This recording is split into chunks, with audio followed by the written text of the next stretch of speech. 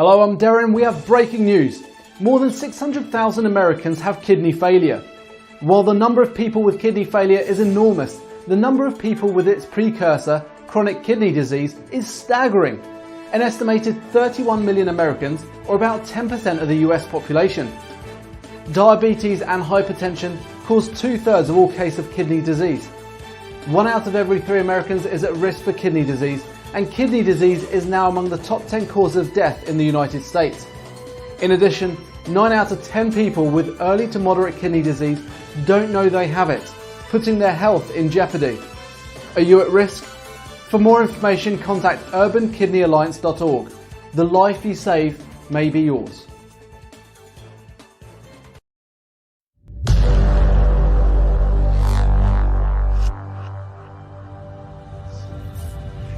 You know what time it is. Marvin Devine, Huber, Axel, and you know how we do.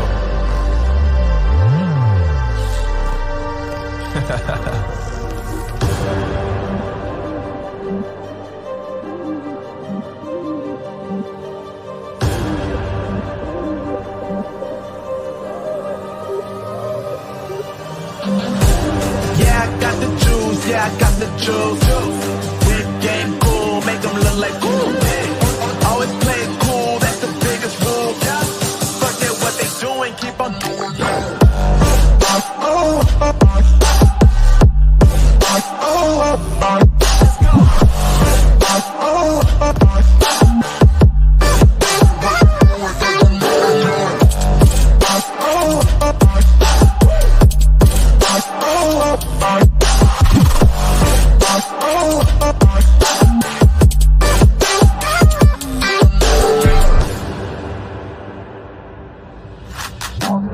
I've been making loot since like 22. Ask me how I made it right here in the booth. I'm always pursued cause of what I pursue. That's greatness, yeah, I gotta make it, I got things to lose. Boy, wanna get in my crew, but you can't get in my crew. Me, Axel, and Huber way too fireable. When this joint drop, better call the troops. And when you hear the drop, better raise the roof. Better raise the roof. You already know what happens when we link up. Let's go. Yeah.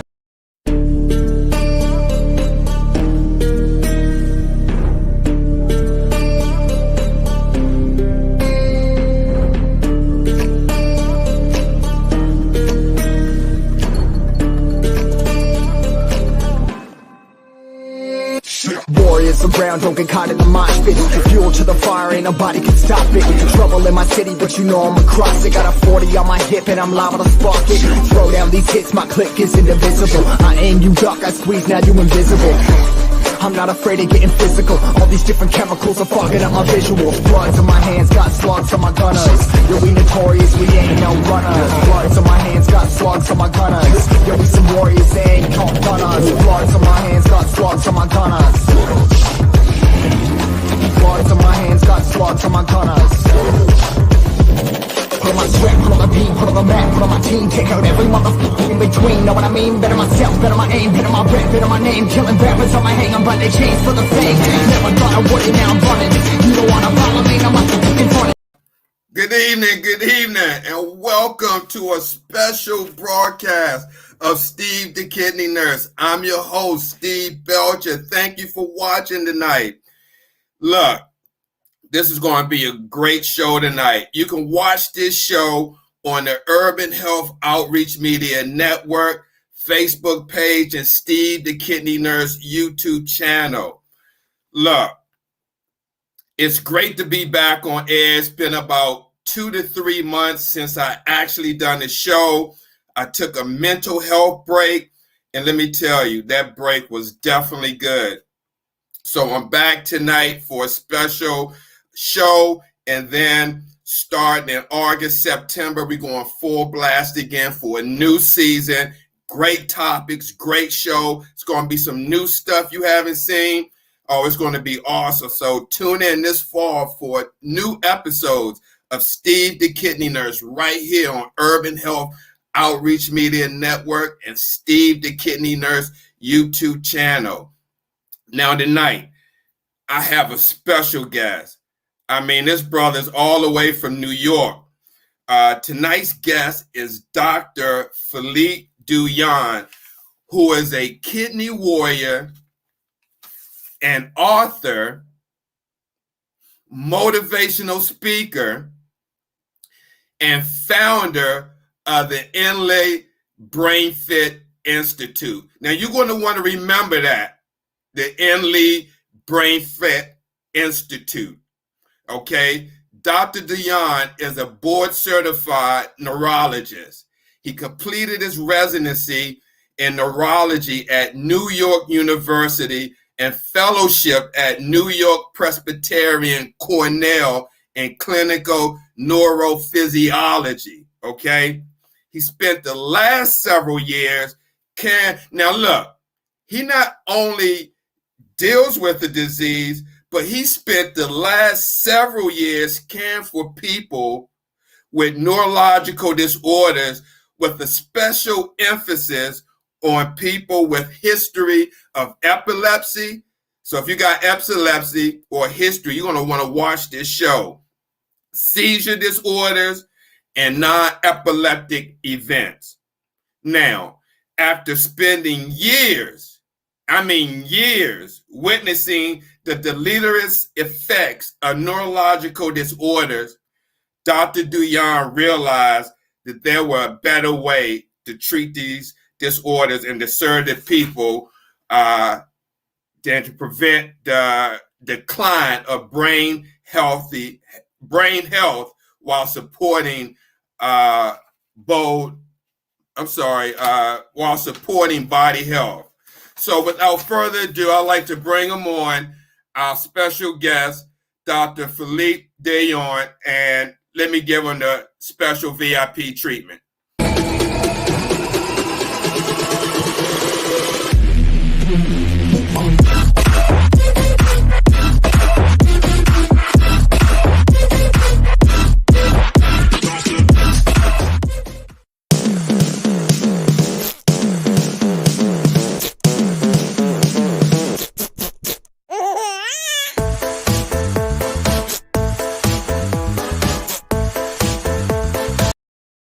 Hey, Dr. Douyon, how you doing?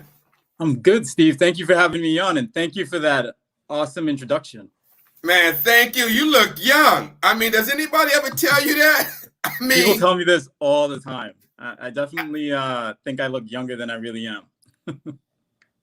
I mean, wow. So let me ask you, first of all, I'd like to publicly thank your marketing strategist, Clifford.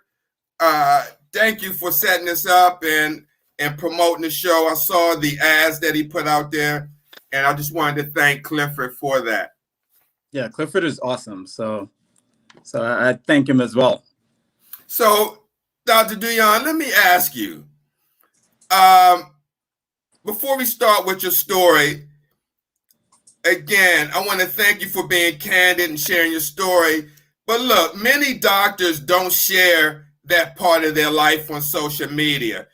What made you share your journey with kidney disease on social media? Because we see the video out there of you in recovery, just getting the transplant, and then you got videos of your last treatment at the Vita.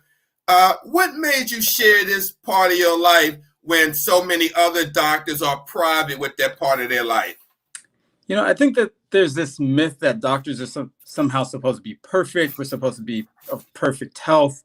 And the reality is that we're just like everybody else. So we also have our health issues.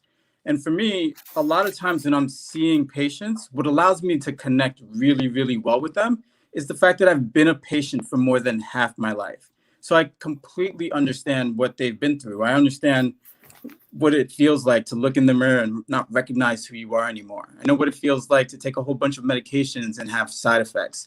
I know what it's like to face your mortality. So that really allows me to connect with people. That allows me to understand what they're going through, understand what it is that they want out of life, and really to help them overcome some of the health challenges that they're facing so that they can create the life that they want for themselves. Wow, that's awesome. Now, let's start with your journey with kidney disease. How does that begin? So that actually begins my freshman year of college. So I was a college athlete. I grew up playing and competing in tennis, and I was on the college tennis team. And so when you're on a athletic team, you've got to go for your physical, right? So this was now August of my freshman year. I go for my physical, and they find proteins and proteins and blood in my urine, and they're not sure why. So I actually failed my initial physical. But they told me, look, come back in a couple of days, we'll recheck everything, and we'll kind of take it from there. So I came back a couple of days later, and again, they found proteins and blood in my urine. And again, they didn't know why, but this time they cleared me to play because we had a pretty big tennis tournament coming up. So I go to compete in this tennis tournament, and I'm actually playing my second match of the day. And I go to serve, and I collapse to the ground, and I could no longer move the muscles in my body. Every time I tried to move, another muscle would spasm. Wow. And so I ended up in the ER in this small little town in Pennsylvania. They rehydrated me. They took some blood, took some urine, and the nurse then told me, look, when you get back to New York, you want to see a kidney specialist. And that's really how my kidney journey began, was that freshman year of college. Wow. And you weren't even a doctor yet. Oh, no, I was far from being a doctor. So what did they diagnose you with? So initially, I went to go see a kidney specialist maybe a couple months later. And initially, I was diagnosed with post-strep glomerulonephritis. Wait a minute.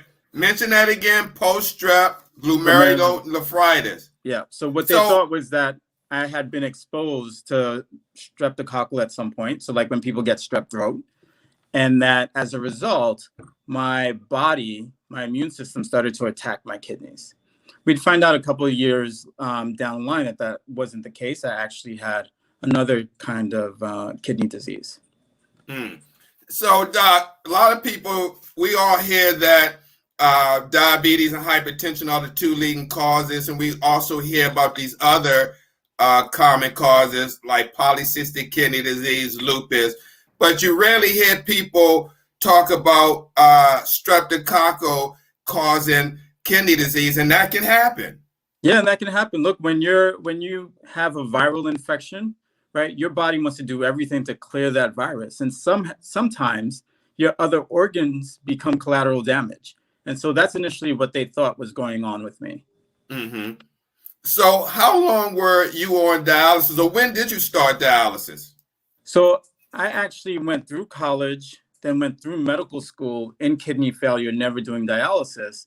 And wow. 8 days after I graduated from medical school, 8 days after I walked across the stage at Carnegie Hall and got my med school diploma, I walked into New York Presbyterian Columbia and had a kidney transplant. And at that time, I was 28 years old, and I was fortunate enough that my father was my kidney donor. So he really saved my life. All right, Dad. Yeah, and I got to avoid dialysis. Okay, but how long did that transplant last? So that transplant lasted 14 years. And so over the last 2 to 3 years, my kidney function had actually been deteriorating, and we were planning to have another kidney transplant. And again, I was really fortunate. I had a donor, my cousin-in-law, Scott Singleton. And so we were kind of slowly doing the workup throughout 2020. And then in January, or late December, beginning of January this year, I ended up getting COVID and was hospitalized for 2 weeks. And that accelerated my kidney function, or my kidney disease. And so I actually then needed dialysis. And dialysis was the thing that I was most scared of having. And so I ended up on dialysis in January, and I did dialysis for about 4 months. Okay. Wait a minute. Let's go back. You said being the founder of the Inley Brain Fit Institute, you was actually scared of doing dialysis? Yeah, I was terrified of dialysis. I mean, the reason being that every time I saw somebody on dialysis in the hospital, it looked like they had no quality of life. Some of them looked like they were essentially waiting to die.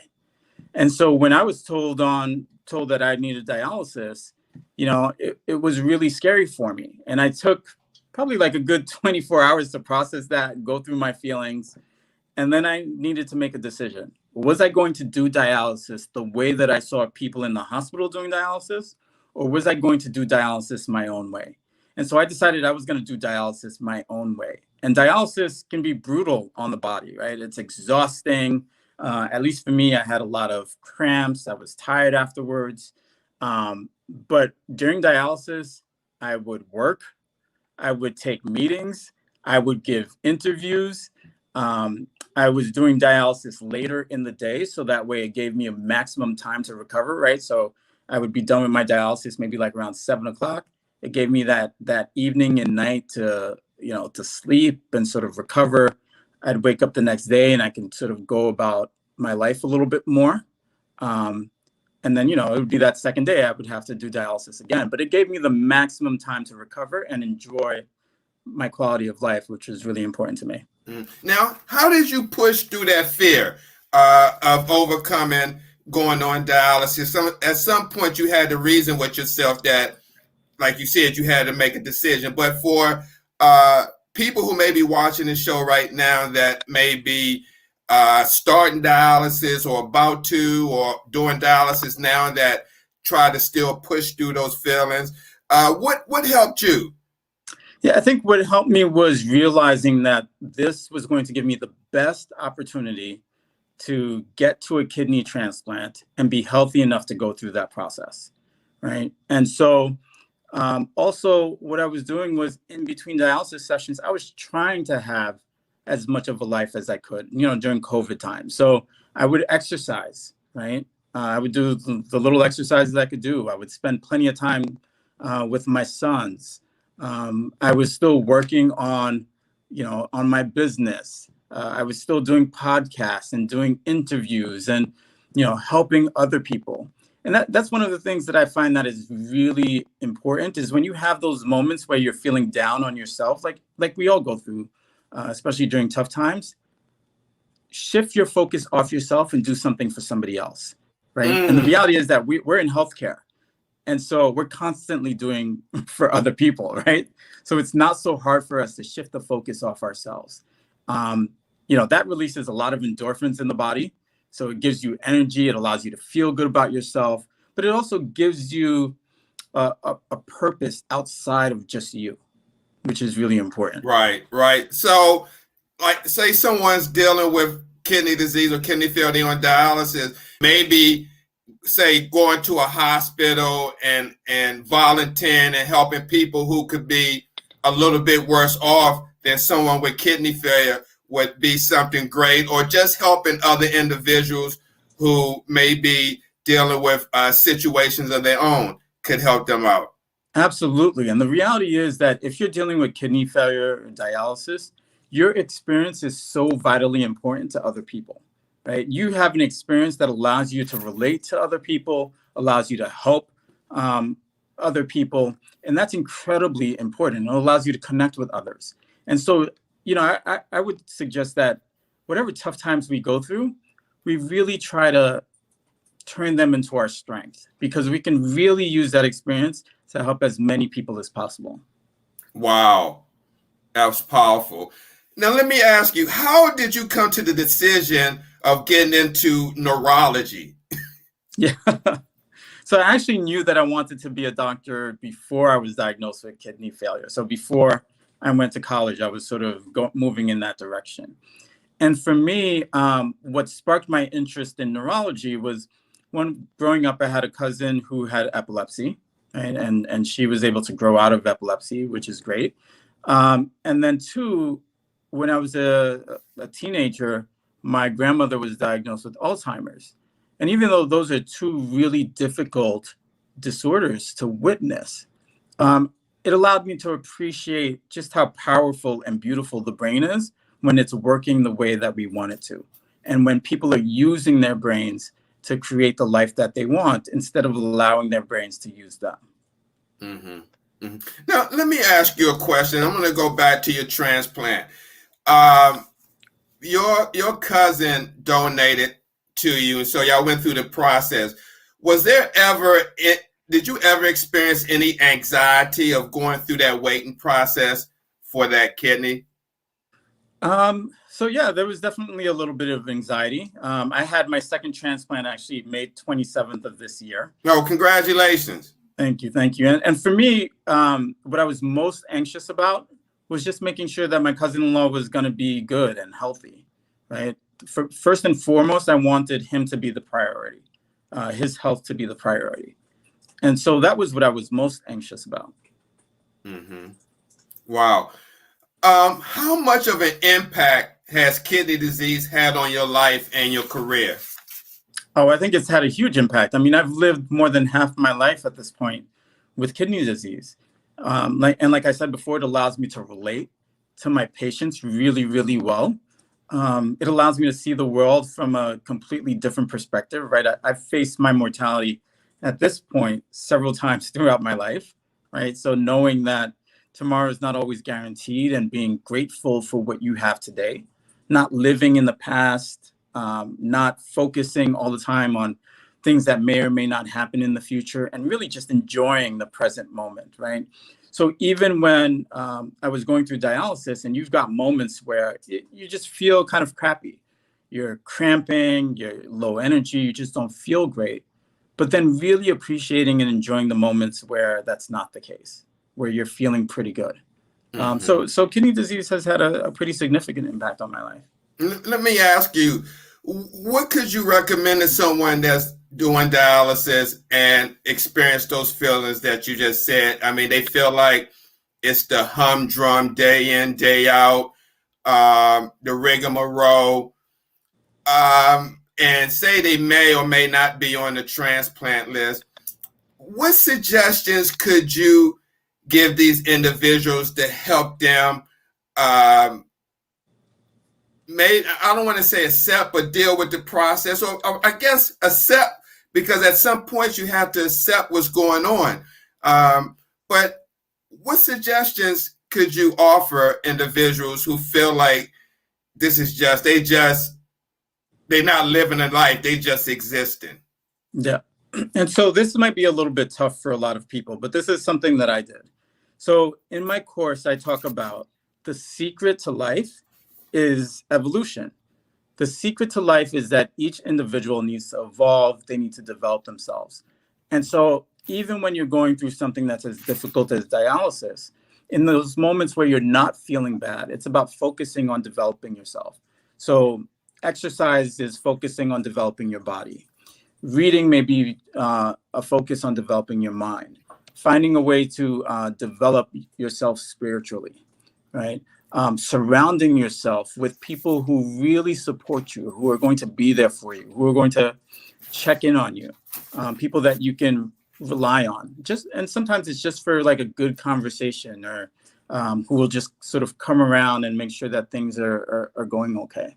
But I think that those things are all really important, and those are the things that really helped me, was developing myself in different ways, as well as making sure I had a core group of people who love me, who appreciate me, who respect me, and who wanted nothing but the best for me. Wow. And listen, you not can just only apply this to kidney disease, but you can apply it to other diseases as well, correct? Absolutely. You can apply this to, if you're undergoing any medical or neurological problem, or if you're facing any challenge in life, or if you just want to really live a great life and create the life that you've always dreamed of.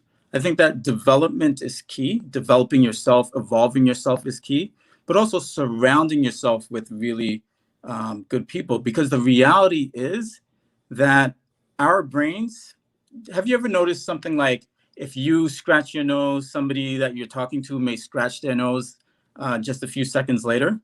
Our brains are designed so that they mirror the actions and feelings of the people that we surround ourselves with, right? And so surround yourself with really great, positive people, because you'll start to act in that way. You'll start to think in that way. Oh man, that's some great tips. So is that the same way? Like if I'm with my daughter and we just sitting down talking, and she yawns 1 minute, and then 3 minutes later I'm yawning. Is that the same? Absolutely. That's the exact same thing. So that's an awesome example. And in fact, the neurons, the cells in the brain will start to fire at the same frequency as the people that you surround yourself with the most. Wow.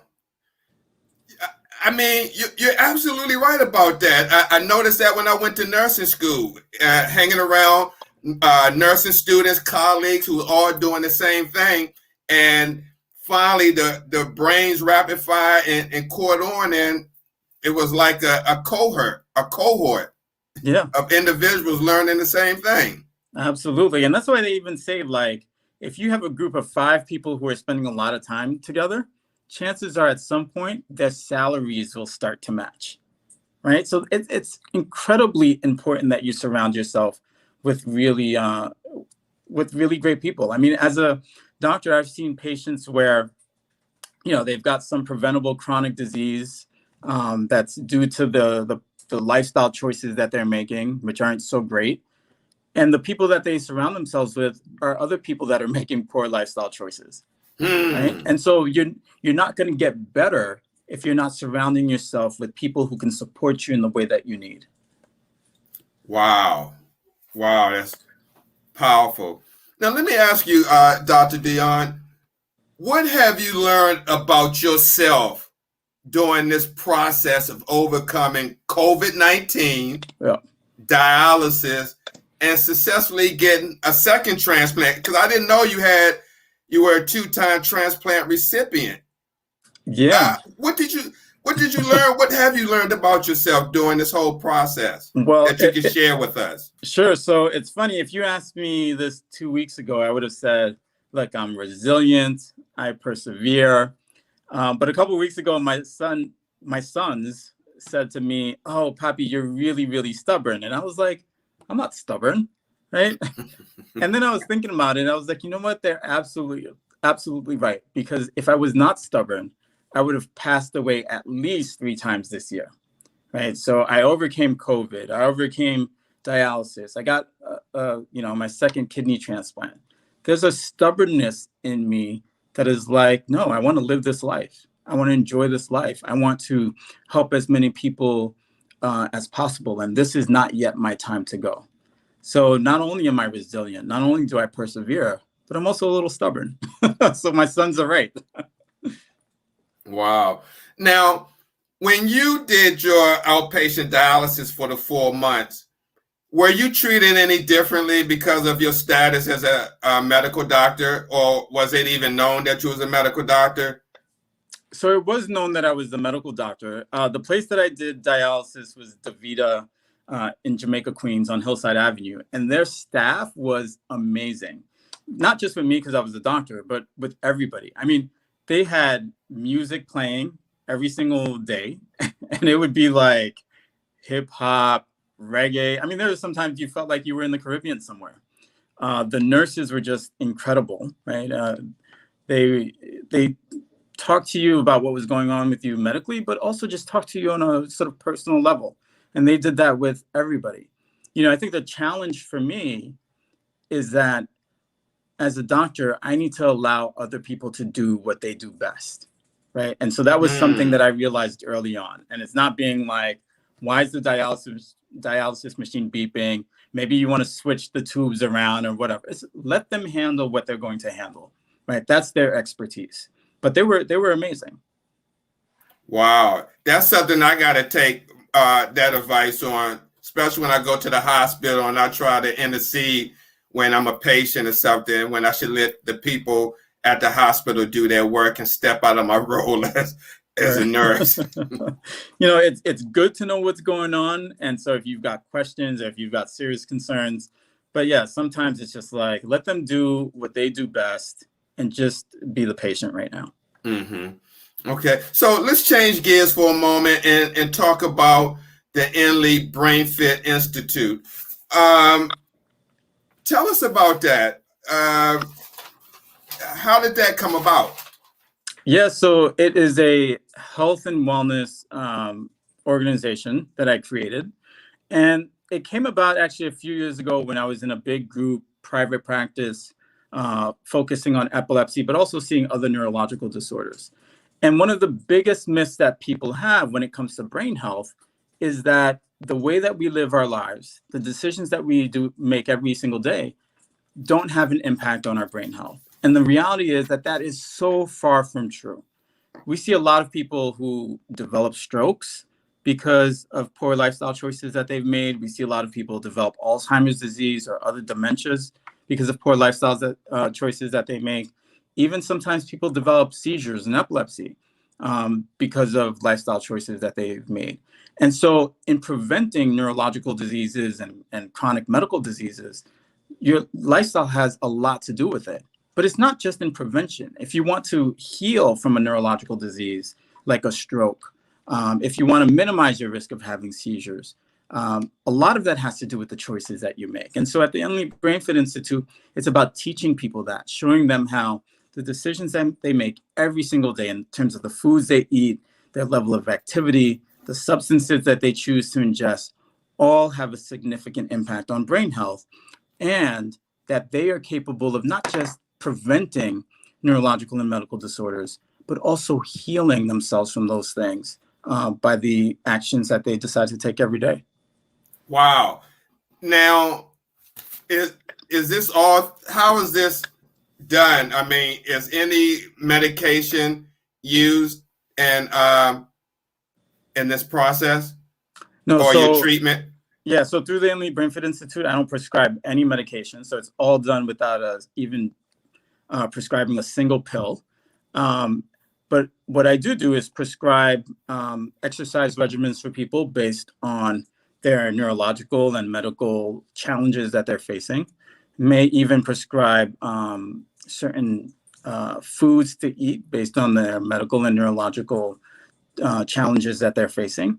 And we now have our online course, which really helps people as well. Wow. Now, talk about the course. How is that set up?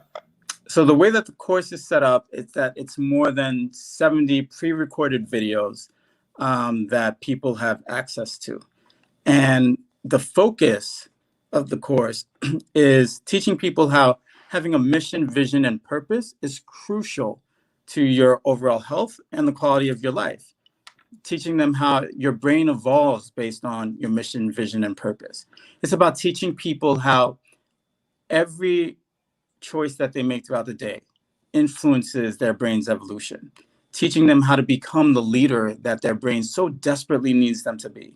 It's about teaching them how chronic medical illnesses impact their brain health. And then it's also teaching them how to create a prescription plan that's rooted in the development of their mind, body, and soul to really improve their overall health, but especially their brain health. Mm-hmm. I noticed one of the conditions that you address is PTSD. Now, let me ask you, we know in the urban community there is trauma from murders, the violence that happens in urban communities. Could that assist with someone dealing with that type of trauma or PTSD from like violence? Yeah, absolutely. So when we think about trauma is like stress on the body taken to like the nth degree, right? And so what we see is that when your body is under that level of stress, it starts to release a lot of different chemicals, which in the short term may be beneficial, but in the long term has a detrimental effect. And so one of the things that we see is that there are areas of the brain, especially areas that are responsible for making short-term memory, that start to atrophy. So you lose the ability to make new memories, right? And so you'll hear a lot that people who have experienced traumas, they're constantly thinking about that trauma. And even if you give them a completely new experience, it's almost like they can't appreciate that experience because they're always focused on the trauma, even though it's something that happened in the past. And part of that is because their hippocampus, the part of the brain responsible for making new memories, shrinks, and they can't make new memories in the same way. We know that chemicals that are released, like cortisol, will increase your risk of diabetes. It will decrease your bone mass, so you tend to get weaker. You tend to get more obese. So trauma has a significant negative impact on your body as well as on your brain. Wow. And what you do at the Inlay Brain Fit Institute is kind of turn that around and help individuals push through that and kind of live a healthy brain life, per se. Absolutely. To teach them the things that they can do to keep their brains healthy, to push through the challenges that they're facing, and allow them to really create the life that they've always dreamed of living. Wow. Yeah, we're going to definitely bring you back in about 3 weeks for another show, just talking about brain health, and have a great conversation on that. So kind of winding down on the show, but I wanted to ask you, Dr. Douyon, other than the information that you gave, suggestion for warriors, kidney warriors, what other information can you share that will help kidney patients get started to overcome their situation that may be watching right now? Say they want to, like tomorrow, like start to make a change or make a difference on the way they think of how they approach kidney disease or kidney failure, or even dialysis treatment, because you have patients who may skip treatments or get off early, or may not follow the recommended 32-ounce daily allowance, or they may eat more foods with potassium or phosphorus. What can you just share as we end to these individuals on pushing past those deleterious, as you call it, effects pertaining to dialysis? Yeah, so the really interesting thing is that science teaches us that we have somewhere between 12,000 and 60,000 thoughts per day. And out of all those thoughts that people are having per day, 90 to 95% of them are the same exact thoughts that they had yesterday, and 60 to 70% of those thoughts are negative thoughts.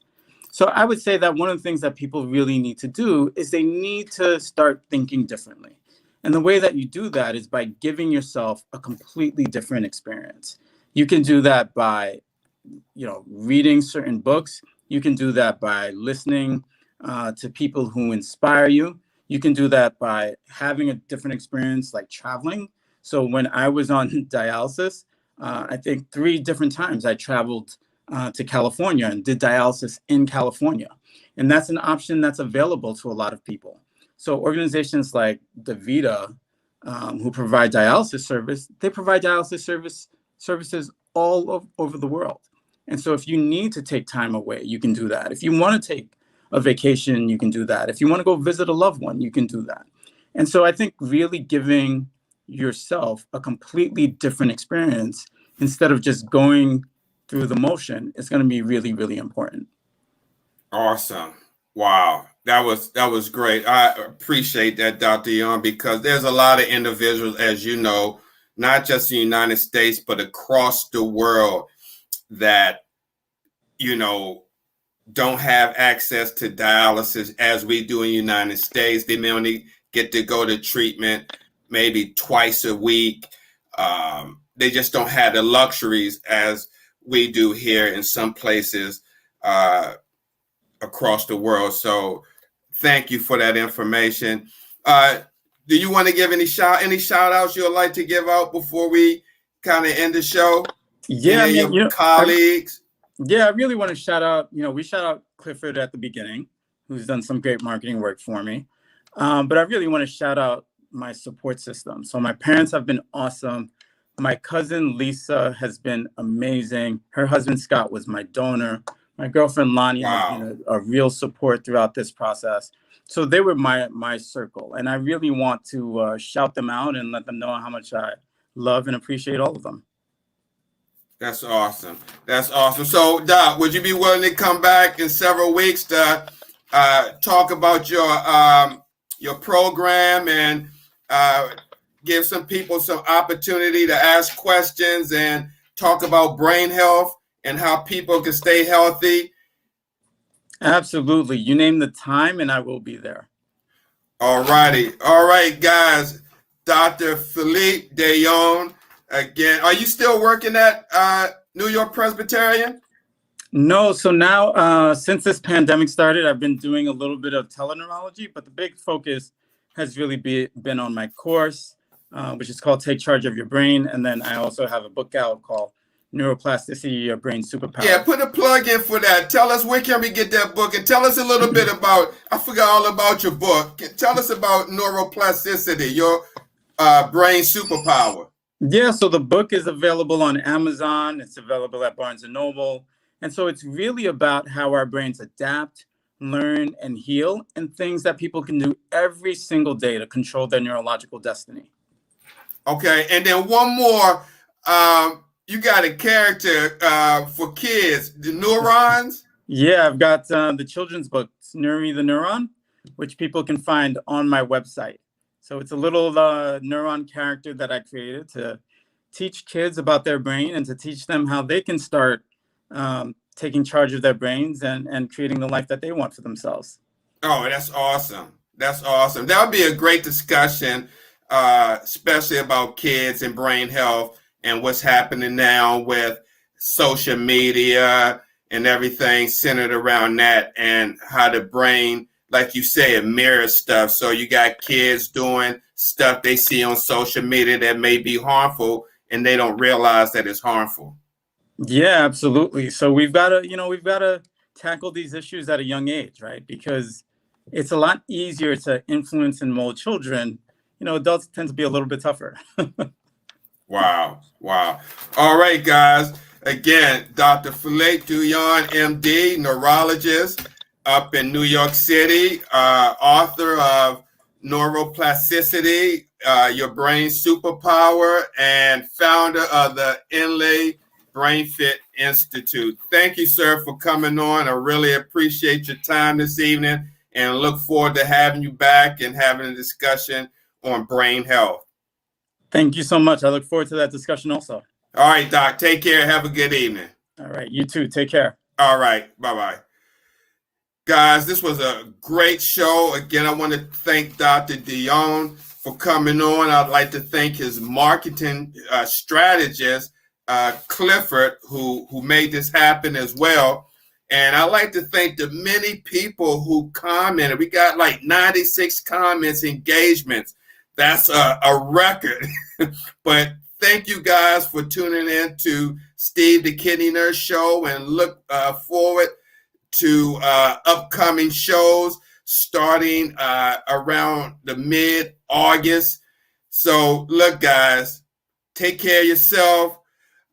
We got this Delta variant of COVID out. So if you haven't got vaccinated, get vaccinated. Stay healthy, wear your mask, 6 feet apart, keep doing your part, and flattening the curve. So thank you guys for coming on. We'll see you again. God bless. Tomorrow, Hope with Bella will be on at 8:30, I believe. So we see you guys then. Take care. God bless. See you soon. Peace.